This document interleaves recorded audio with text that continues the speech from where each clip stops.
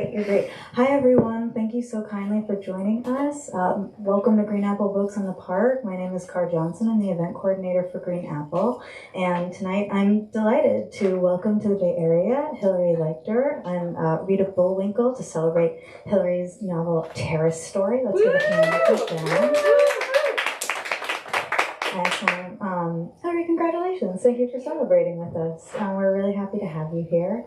Thank you folks for joining us both in person and online. Hello, online audience. We appreciate you. We're broadcasting from San Francisco. We are on Waimatusholani land, and we hope that you join us in our pledge to turn land acknowledgement into action by donating either your time or monetary means to an Indigenous organization each time you hear a land acknowledgement.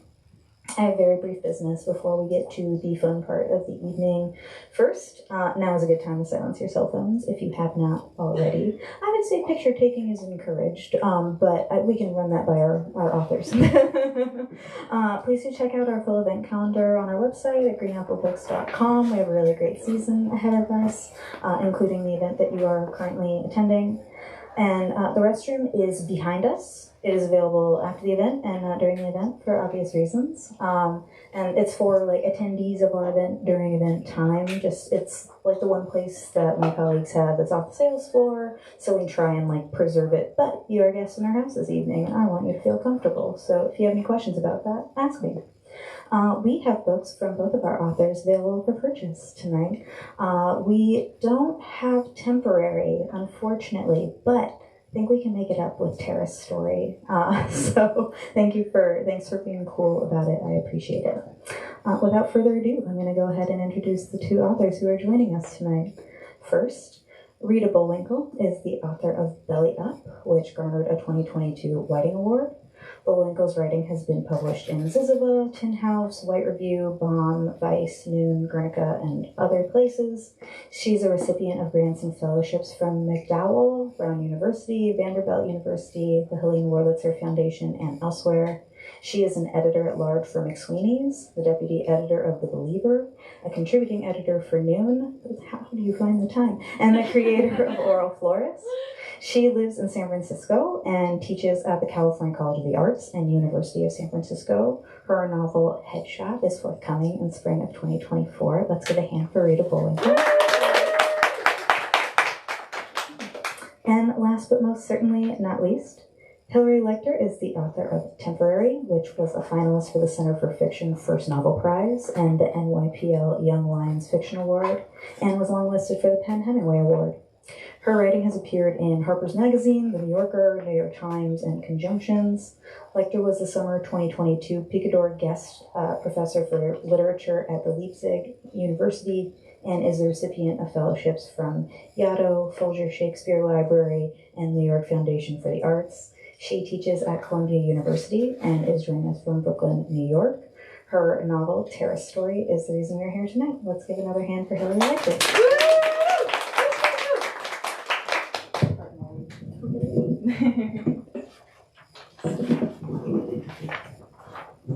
Thank you so much, Green Apple, for hosting me, and thank you for all being here tonight. And thank you, Rita, for finding time in your busy editorial schedule.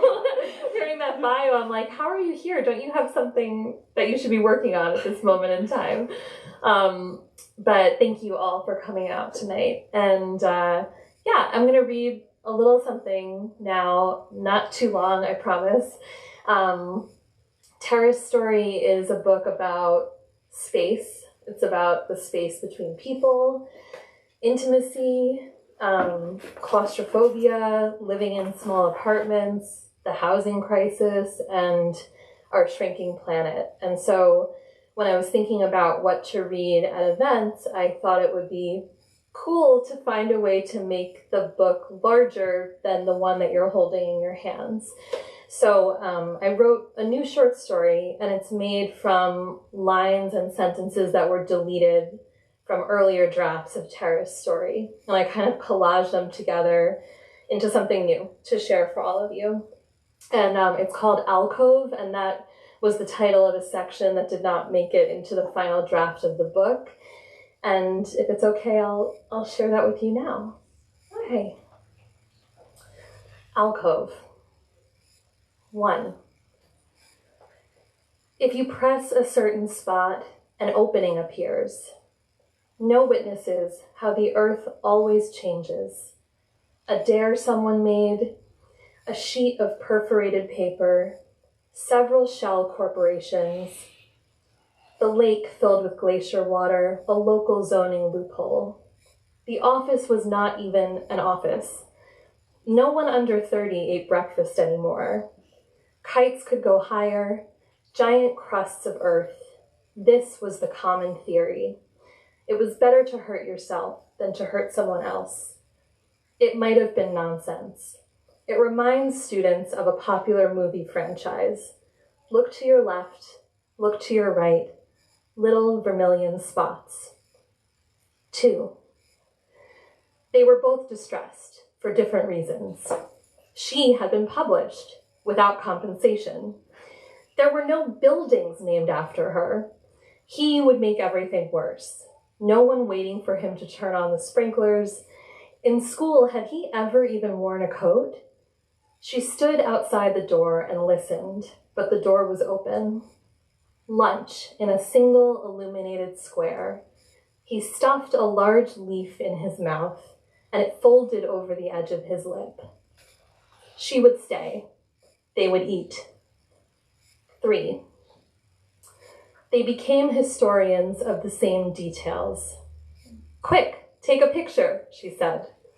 They made minor private deals with the world.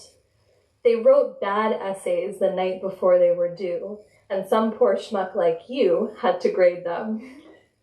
What happened after that? Would it be painful? Who taught you how to do it like that? A birthday party on the ground? A retirement party? Wasn't that what happened to everyone eventually? Were snails sluggish, or was that slugs? It was not adequately researched. The office finally denied the forms. 4. By the staircase, her exhaustion. He picked up one place at a time. We need to get you some migraine pills, he said. She thought he wanted to talk about love. He expected that the problem was resolved. That terrible fight. Whatever. Somewhere in their time apart, she drove through his town without stopping. The wet spring city. The original crater in the attic of the family estate. Her alma mater after dark. She played dead as a preamble to dying. It made her feel better, though she wasn't sure exactly why. Something tugging at her chest. Would she be left alone? 5. Flash forward thousands of years. The jump might kill her. Her friend promised to post the picture. The winter had been awkward. A nearby bench melts into late March. A soft cardigan. For a month or two on blankets in crop tops. 20 years on. 10 years before. 50 years hence. Practically overnight. She forgot about that whole day. She makes a note in the margin, a true souvenir, a ritual from far enough away. They go out for drinks that night. He sets the sprinklers on a timer. She wants to know where to put her hands. After all these years, it will maybe take just a little longer. Thank you. And so for all of you here tonight, this wonderful man in my building who has a letterpress made letterpress versions of the story. And there's only 250, and it's not going to be published anywhere. And so you'll get one with your book. Thank you. That's my thank you to you for coming tonight. That was one of the most amazing readings I've ever witnessed. I'm in total awe, Hilary. I mean, you know, as many of you maybe have read about this book, it's about literally finding space where space doesn't exist. And the fact that you've made more space in the book for all of us to take home, and that the story is so incredibly moving and amazing. It's just, I'm in total awe. Okay, I have read my first question. Okay, my first question for you does have to do with this amazing story that you've just gifted us in this rare space. But it's that the story that you just read, it captures something about your writing that I love about this book and I love about all of your work, which is that it is fundamentally existing on the sentence level. It's paying incredible attention to sound, and yet it's very narratively propulsive. You know, it's completely, I say this phrase with like the most, it's completely page turning. You are like, and then they did what next? And it's very, very rare for me as a reader to encounter a text that has that kind of propulsive page turning energy and is also paying such close attention to sound on the sentence level. How do you do it? Well, I think you do it too, Rita. I mean, that's kind of a cop-out answer, but I think you know how to do it because I feel that way about your work. And well, I guess what I would say is that I think true propulsion, like narrative propulsion, has to come from the sentence level. And if it doesn't, then I feel manipulated. And I think the phrase like a real page turner or unput downable sometimes refers to something being enacted upon a reader rather than something that the reader is invited to participate in. I see heads nodding. So yeah, I think like I want to write things that require something of you, and I want to read things that require something of me. But on a craft level, I think a lot about recursion, which is this idea that every sentence should kind of spring from the sentence before it. And I think about it as a form of time travel. And if you're thinking about sentences as moving backward, then that propels them forward. And so you're moving in both directions at once.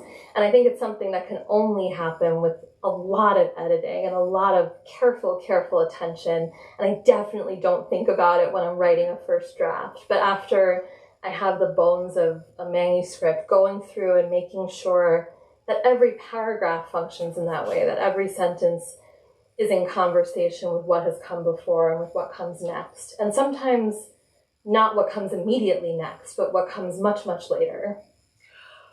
I'm so glad you brought up time travel because I do think it's something that I immediately feel with your work.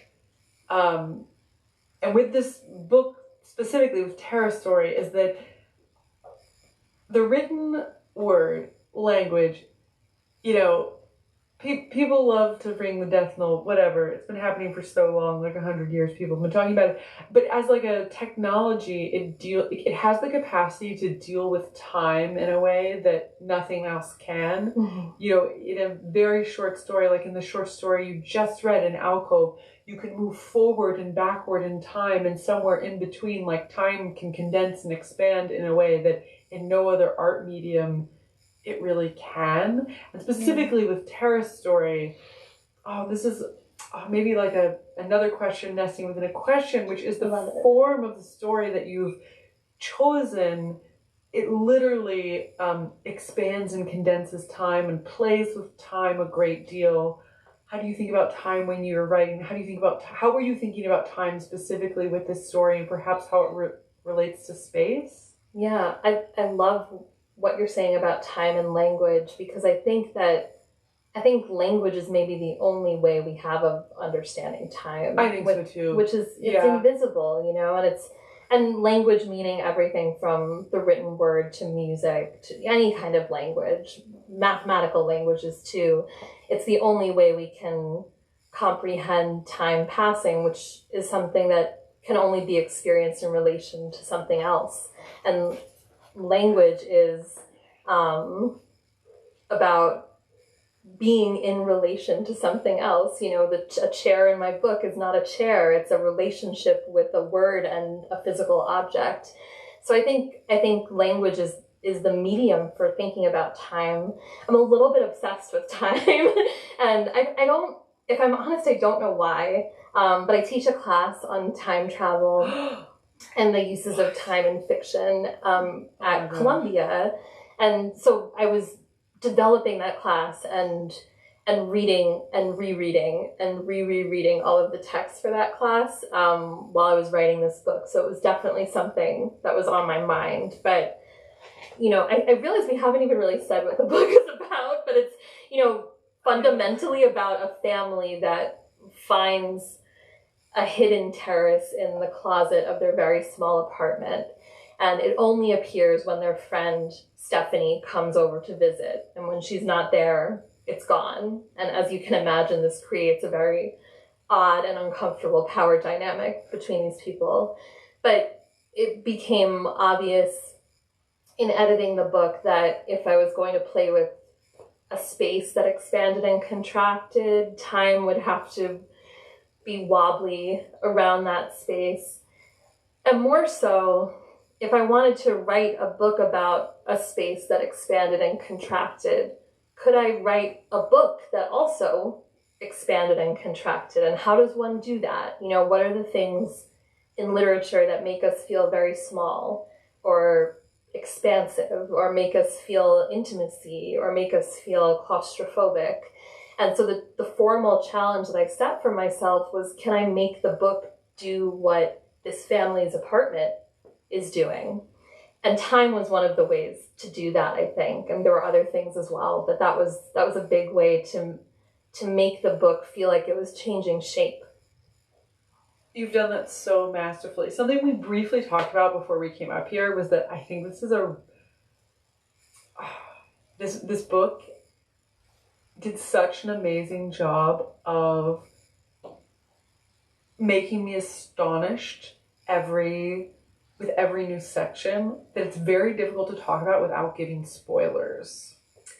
And I think it's okay. I'm going to reveal a few things in some of my questions. Yeah. I don't think they truly spoil the turns that the book takes, but they were things I was originally surprised by. So one thing I'm really, I was so interested in was Stephanie, this woman who you've mentioned, who has this capacity to make this hidden space appear in this couple's life. We end the first section pretty sure that she's some type of villain. And then we learn later that she's not. Or that you really turn the idea of her villainhood into something else completely, and into no kind of villainhood at all. And she has such an interesting trajectory over the course of the book, about this really emotional question surrounding what it means to be a person that can make space where space doesn't exist. So I'm interested to know about how your relationship with her as a character, and how you were thinking about her as functioning as either the villain of one story and the hero of another, or maybe you weren't thinking in those terms at all. Yeah, I mean, again, without giving too much away, but I don't think it gives very much away. She does something very unforgivable at the end of the first section of the book, and it's complete villainy. You know, I think it's not something that you can ever come back from. It's inexplicable. And when I wrote that, the first section of the book was a short story. There was no novel. And so I didn't know why Stephanie did what she did. It was a mystery to me. And so when I sat down to write the novel version, I knew that I would have to explain that. And I'm really bothered by the kind of narrative that's like, you thought she was a villain, but oh, look at her life. And like, and actually, yeah. And it's, and you know, she's insinuating herself in this family, which inspires a lot of jealousy in the other main character, and then that jealousy is kind of confirmed in this horrible way. And so my thinking was, people are mostly just thinking about themselves. And so what if Stephanie's deal is some other separate thing, you know, not a different version of what we've seen, but what if she has a whole world that we don't have any access to, and these people are just supporting characters in her life? And that was exciting to me, the idea that we can only see a certain percentage of any given person. I mean, we've known each other for so long, but I think I probably only know like 30% of Rita, you know? And that's another way of talking about space. How much do you know someone? Does not knowing someone make them feel larger in your mind than knowing them? Sometimes, yes. So, but then Stephanie is also the embodiment of this formal problem that I was describing before. How do you make a narrative feel like it's expanding and contracting? And so logistically, I gave her a lot of hidden textual secrets in her section.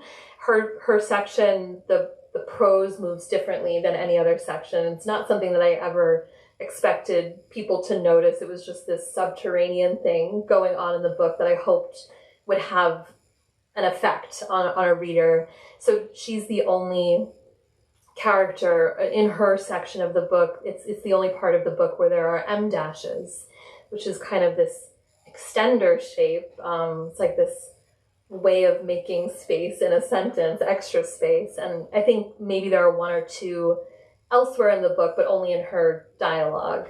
And then the language is really clipped. It's almost fragmented, the sentences in that section. Sometimes the subject is lopped off of a sentence. The paragraphs are shorter and there's more white space between them. And these were all things that they're just there in that toolbox for writing a non-experimental book. And I didn't want to have, you know, footnotes or the prose kind of diving around the page, because I love when books do that, but it didn't seem like that would accomplish what I was trying to do. I don't know if that's how we feel the largeness or the smallness of something. So she became kind of like the ambassador of this mission that I was on, for how I wanted the reader to feel.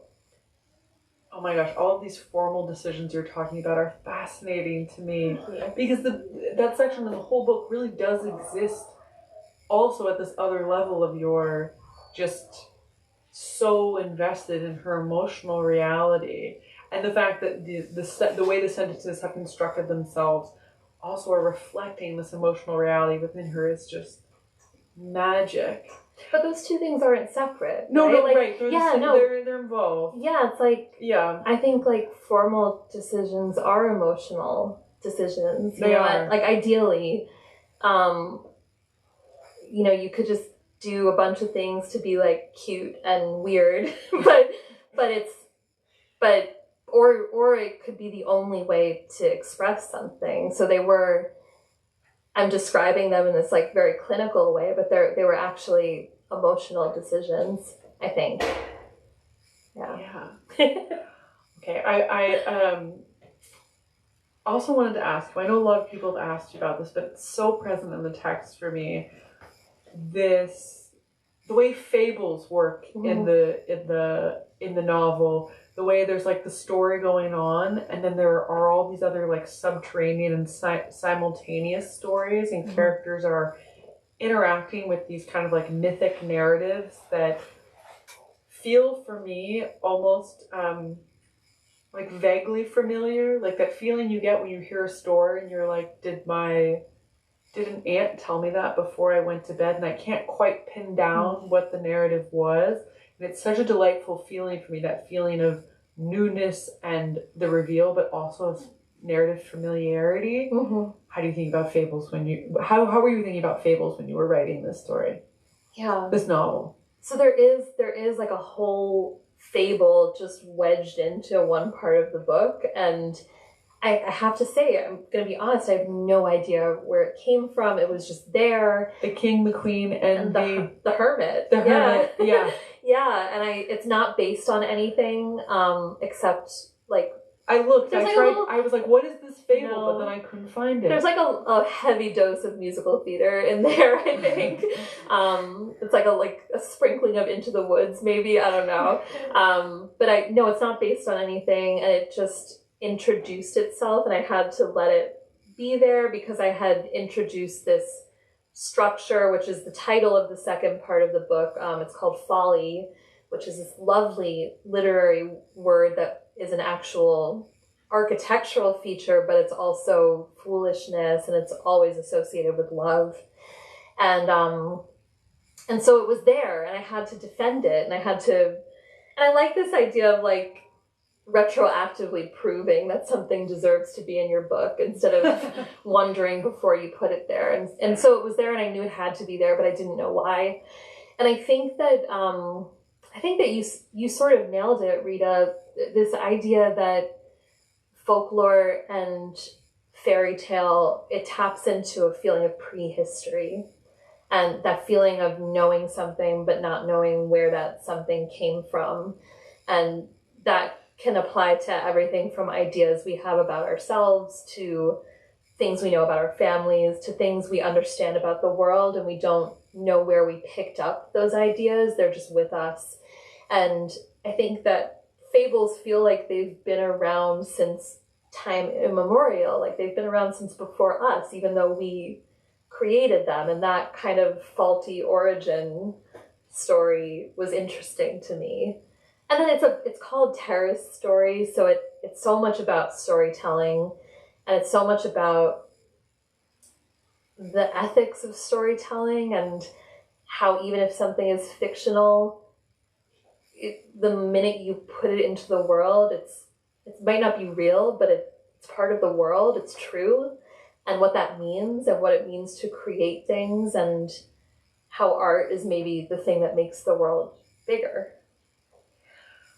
I just want to harken back briefly before I answer my next question to how much I admired the structure of this novel.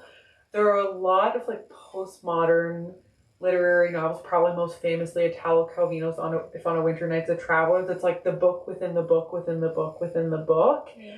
And the way this novel felt reading was if you were like opening up a Russian doll and there was another story inside of it, and then you thought you were going to find another story inside the other doll, but then the story somehow ended up like mushrooming out and under the doll. I'm doing it. Really, I was like, what is even going on in this structure? It's working so perfectly and is architecturally sound, but is not something I can grasp or even describe well. I was like totally mystified and enchanted by it.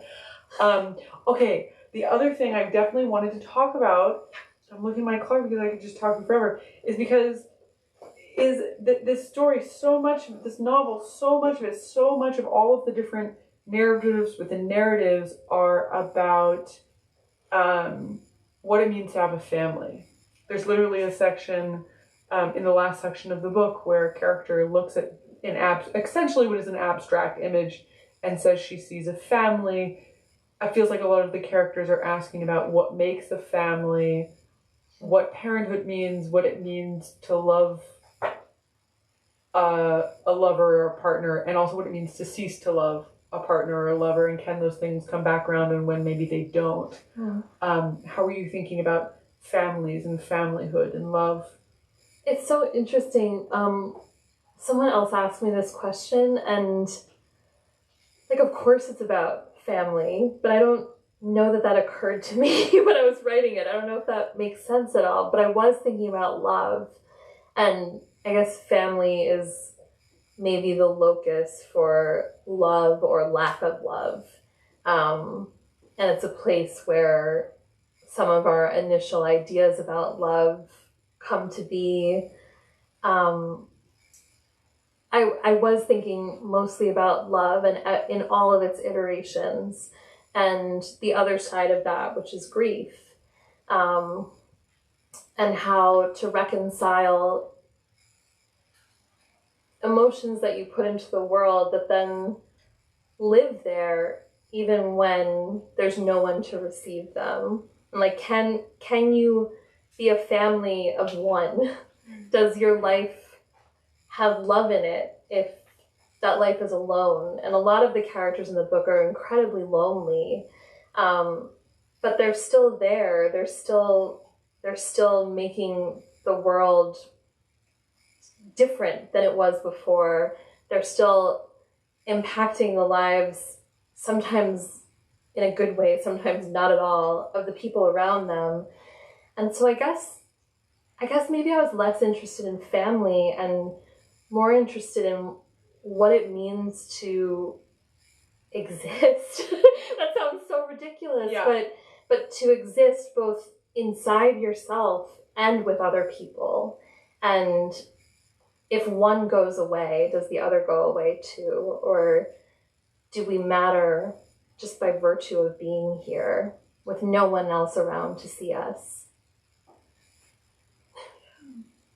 All right, I have a few more questions. If you have questions for Hilary, now's a great time to start percolating them and thinking about how you might ask them.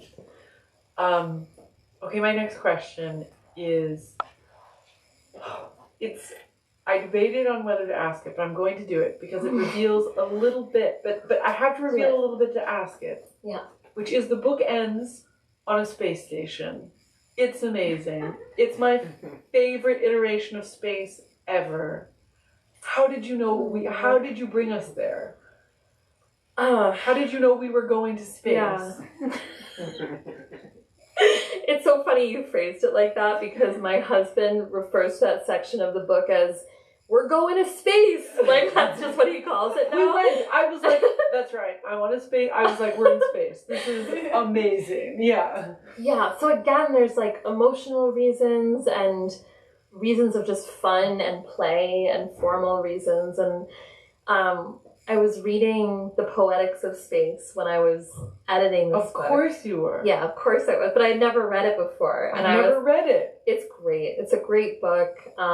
It's about daydreams and the kind of houses that we build in our imagination and dream houses. And it was like essential reading for me for writing this.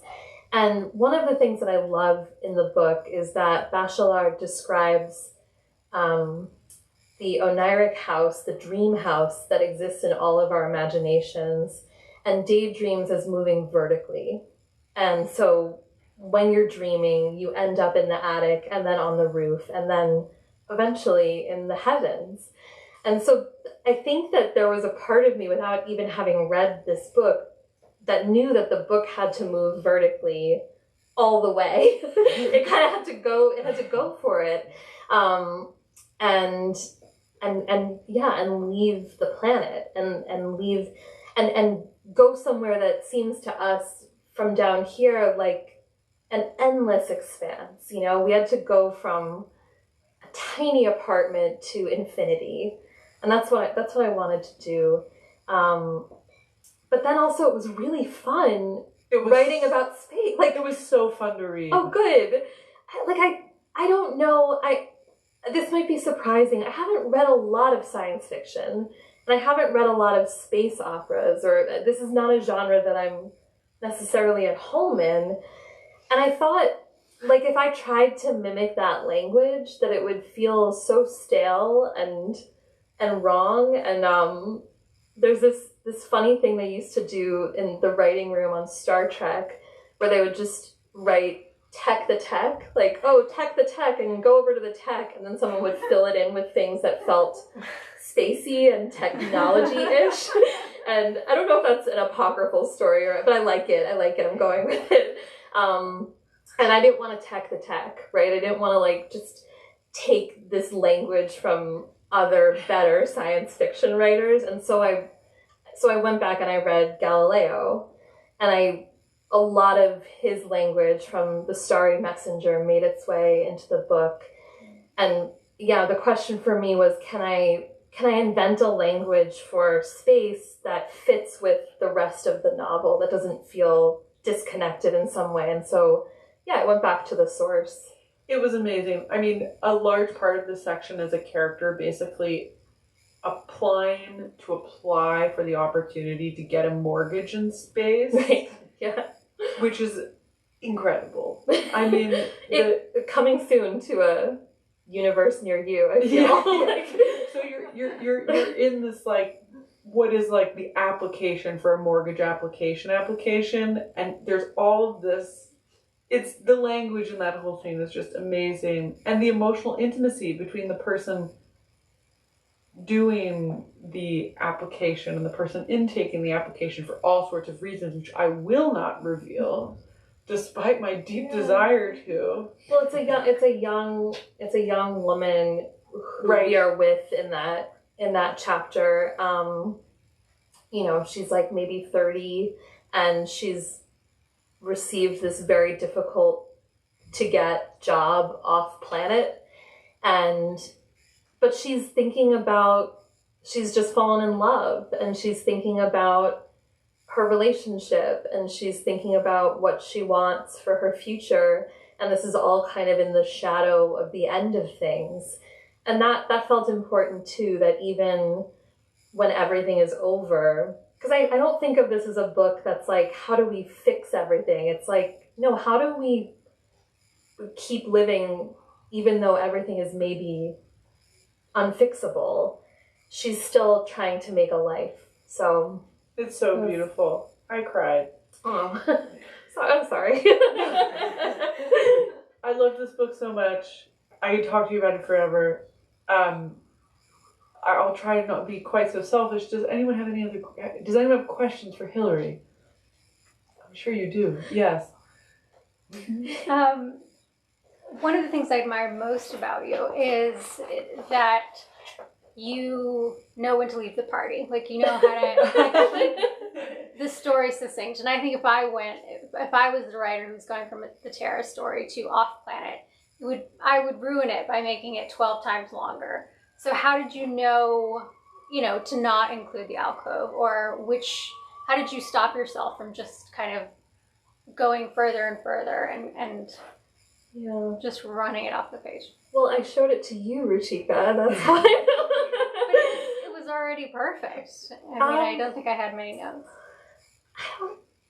I really think the way things fall into place sometimes is a mystery, and I feel so weird taking credit for it. I don't know if that makes sense. I think you wrote the book, Hilary. I did know, but it's like the structure kind of presented itself, and then it couldn't be any other way. And I added a whole section to make it longer for publishing's sake, because I thought it would be easier to sell, which was so wrong-headed, but we do things like that all the time. And, I was like, this needs 10,000 words, so I'm going to write 10,000 words, and I did.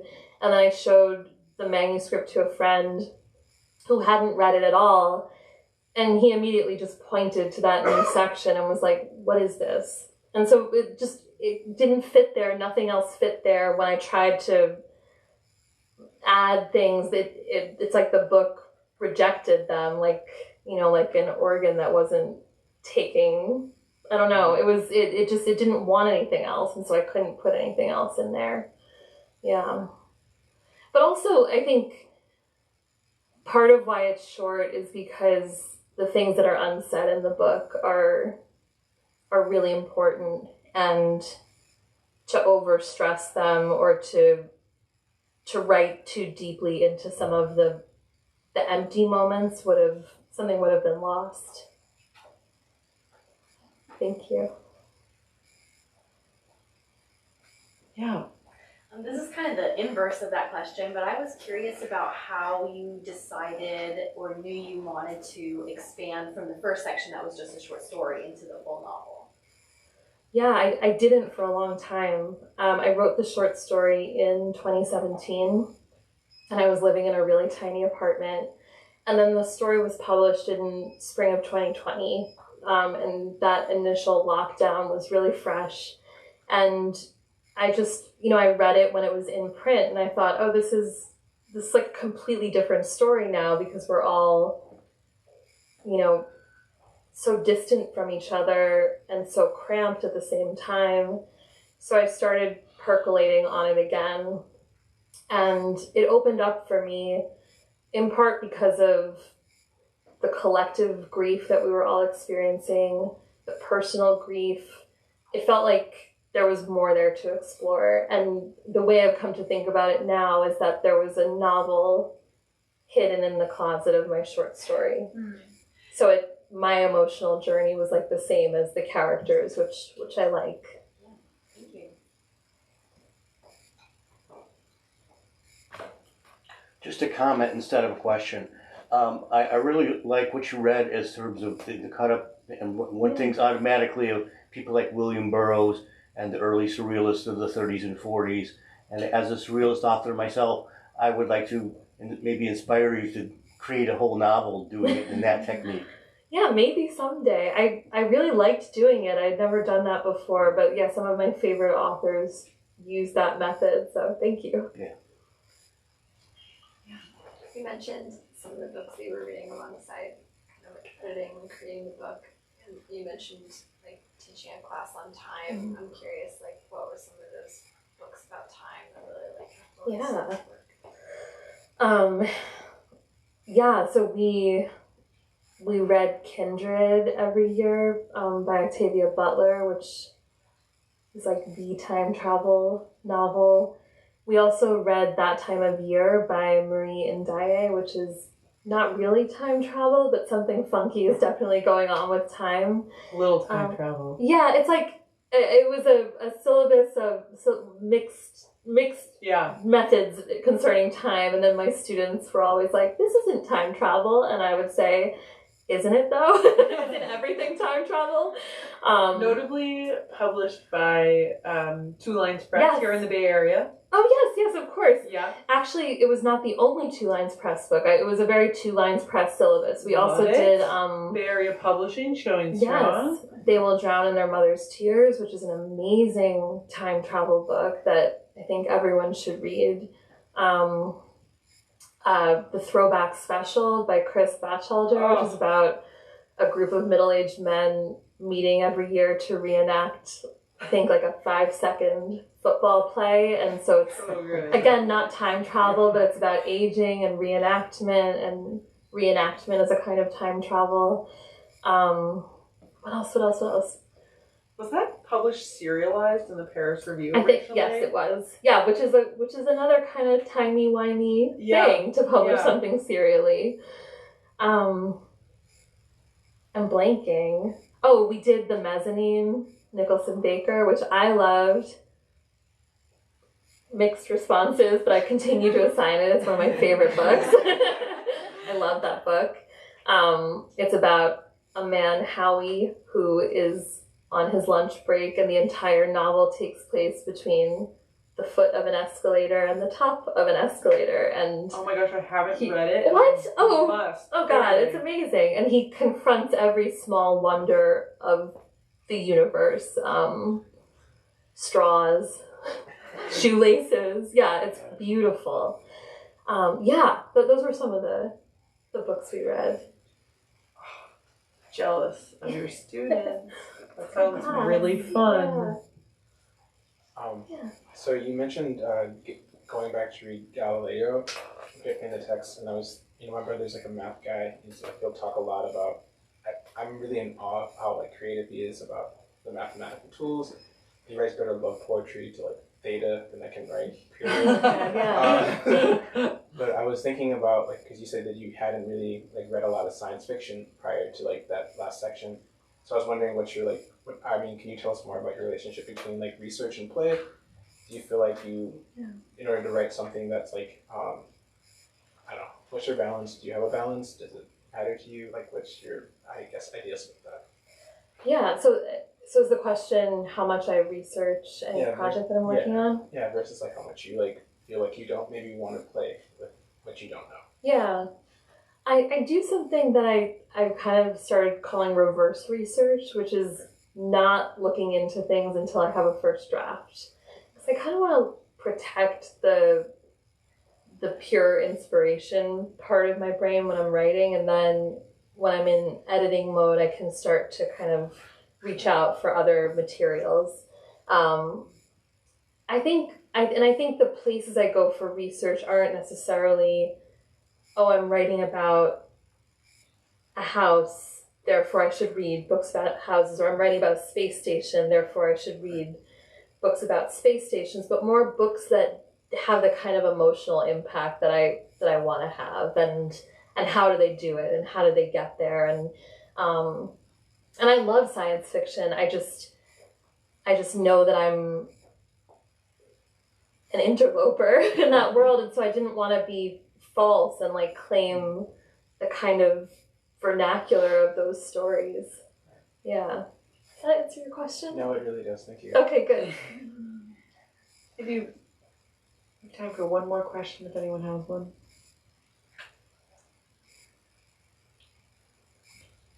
Hilary, it has been such an honor to be here with you this evening at the beginning of Terrace Story's life, this beautiful book as it's going out into the world. Thank you so much for coming and speaking with us. Thank you, Rita.